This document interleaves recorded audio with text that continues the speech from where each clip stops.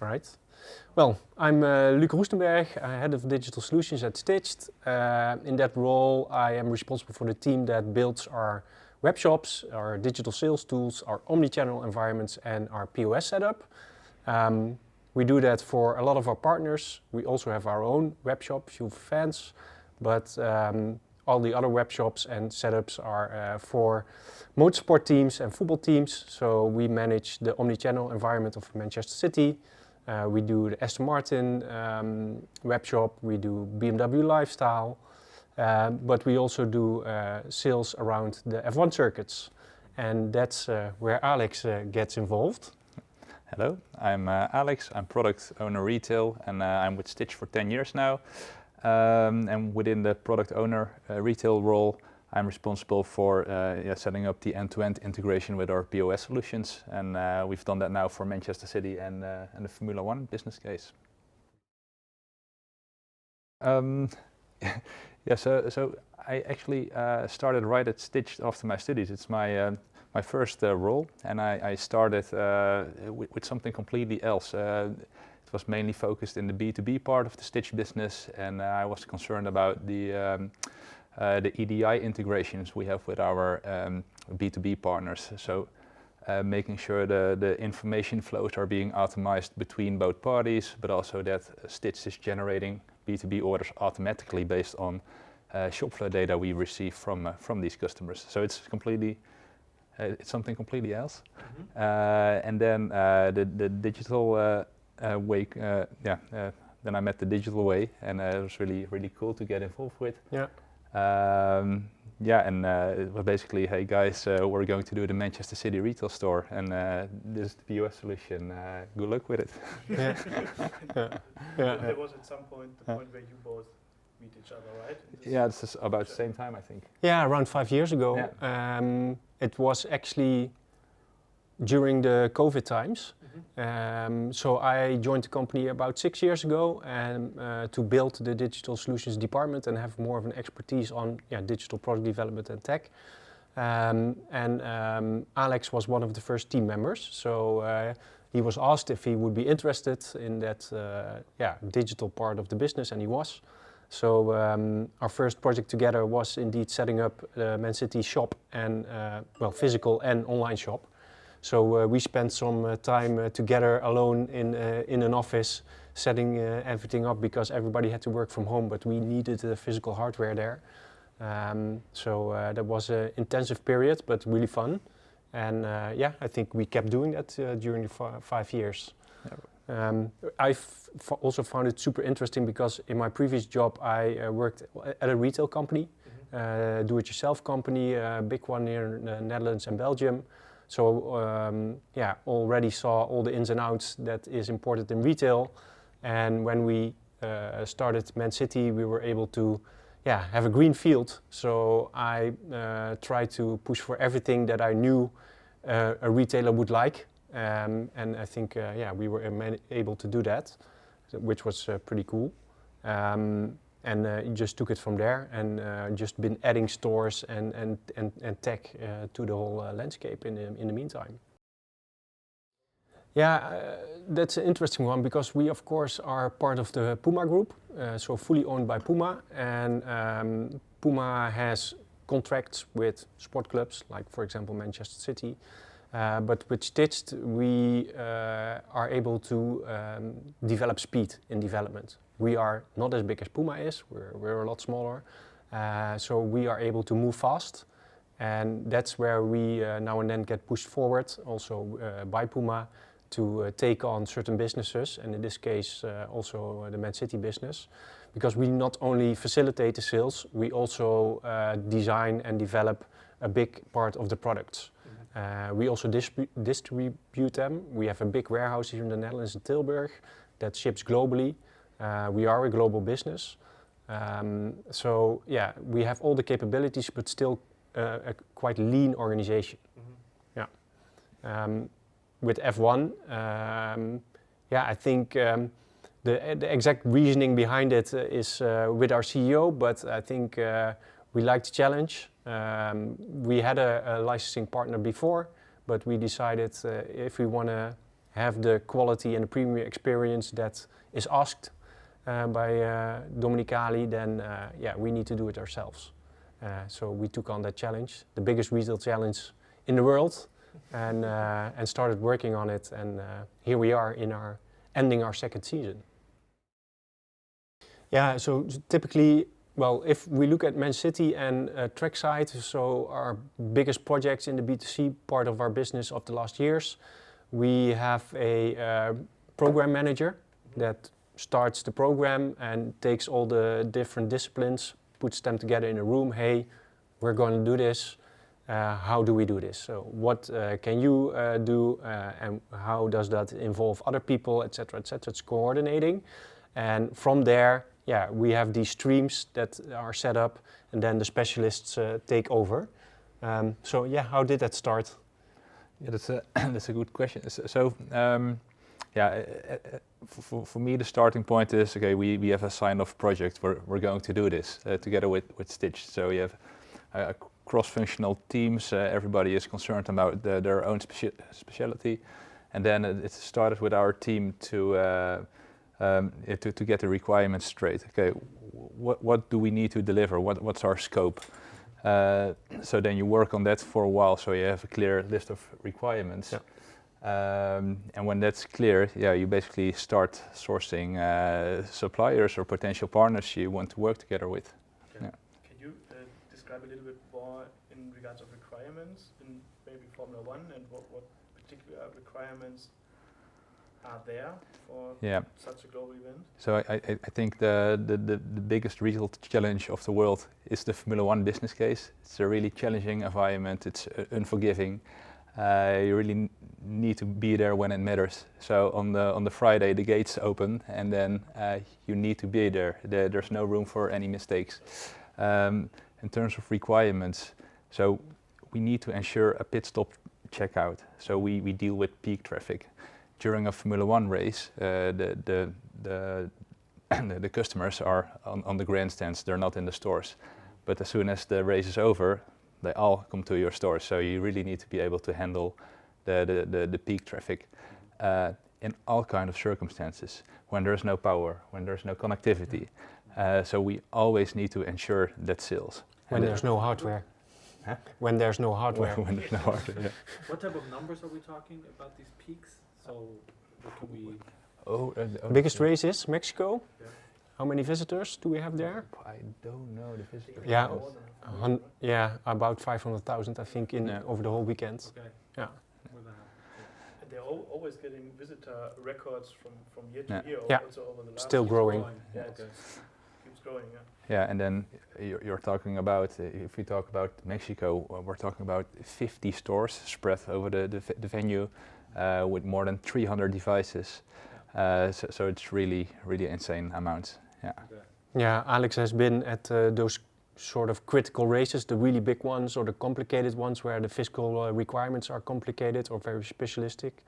And you arrive on, what is it, Sunday, and then everything, all the hardware or the merchandise, all the store structures should be on track. So we have a team that's then building up on track, and Alex will be working together with Juliana, one of our teammates as well, on setting up, staging the POS, having the software there, the right environments, having the users there, the products. It takes about 2 days, I guess, for everything, and then it's all taken to track. They build it up in the stores, because of course, that's also something we need to think about. How do we get optimal flow through the stores? So where do you position your POS terminals? And then, connect it to the power, check the internet connection, and hope for the best. We do have backups, of course. So if we don't have Wi-Fi, we also have 4G cards in our devices. And we could also sell offline. And that's really one of the, talking about requirements, one of the main requirements we had, because the internet connection on track is unstable. We have to account for all situations, so we needed a seamless change between online and offline. Customer should not notice it, and we should just continue selling. Because of the peak traffic, when the race is done or just before the race, yeah, then you have to make your sales. And if you then don't have a connection and your system doesn't work, you lose way too much. So that was an important requirement. But also, yeah, in those couple of days that you need to stage those devices, it needs to go quickly. So that was one big benefit that we saw. Yeah, that's one other requirement, of course. So the difference in comparison to traditional retail is that it's kind of pop-up retail. So we have a week to build up, to install, to initialize, and then we need to de-rig everything again.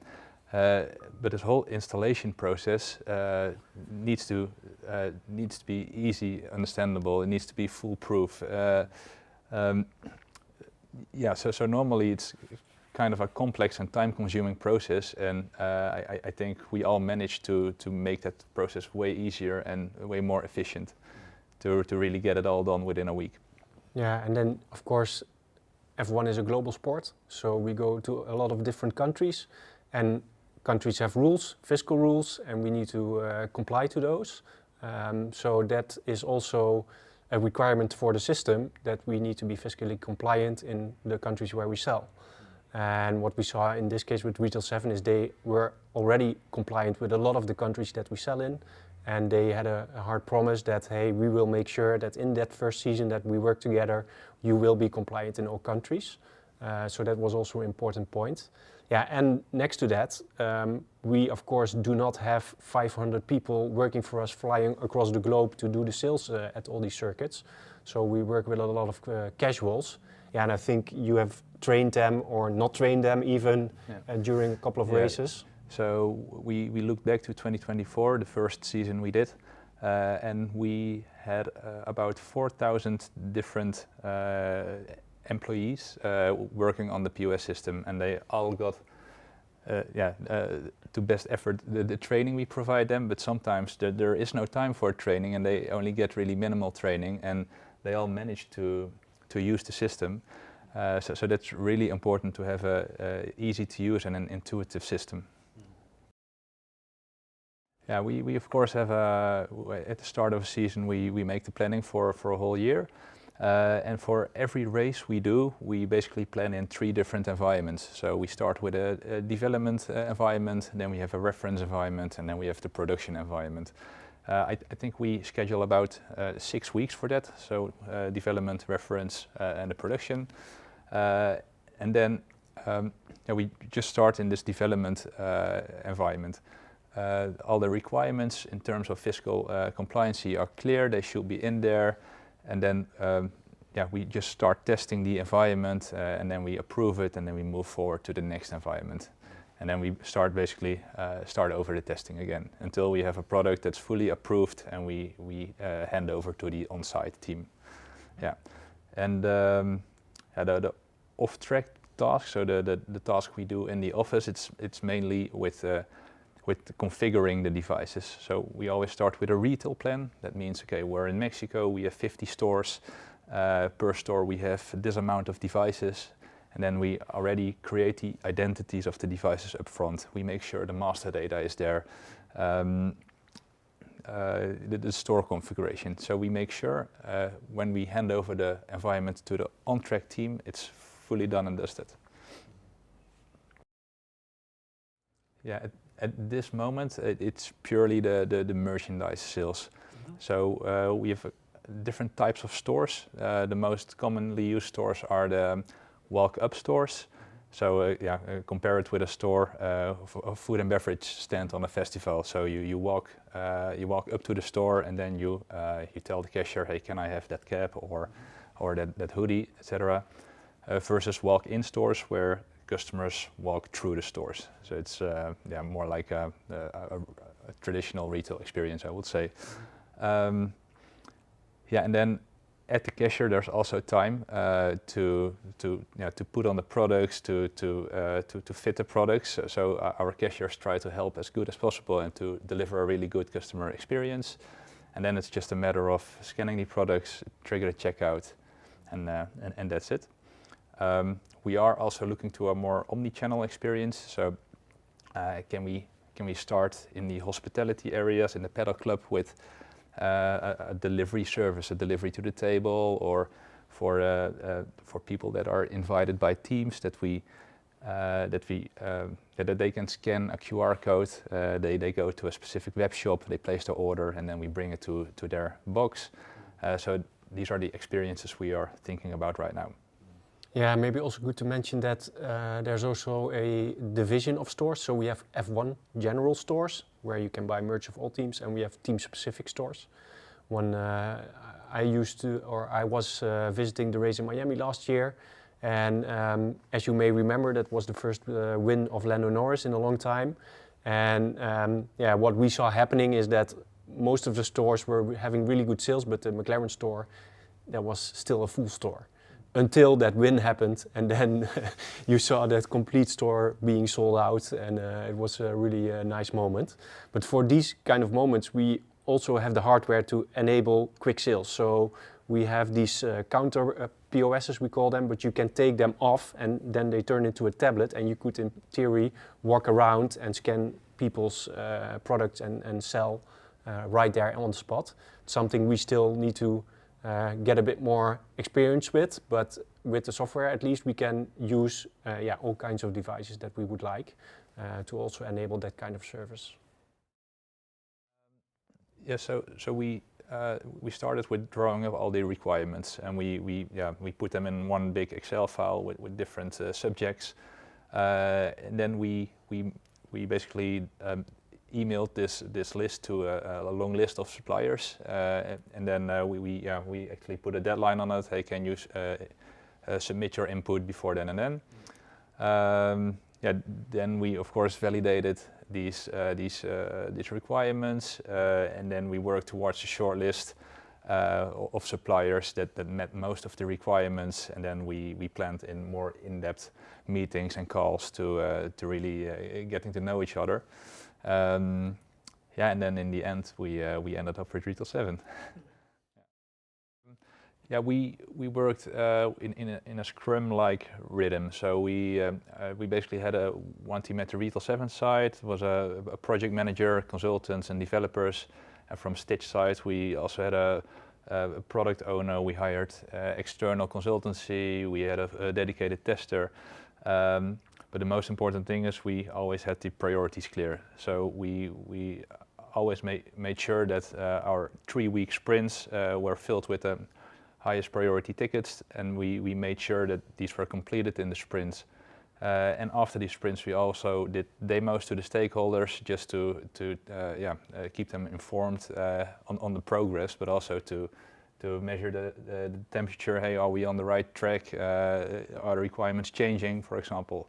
And I think that worked very well for us. Yeah, and next to that, we also had a look at the most complex races and agreed to have foot on the ground there, both from our side and from Retail7 side. I think that was also very beneficial. We also try to have actual developers there so they can see the solution and how it handles the reality.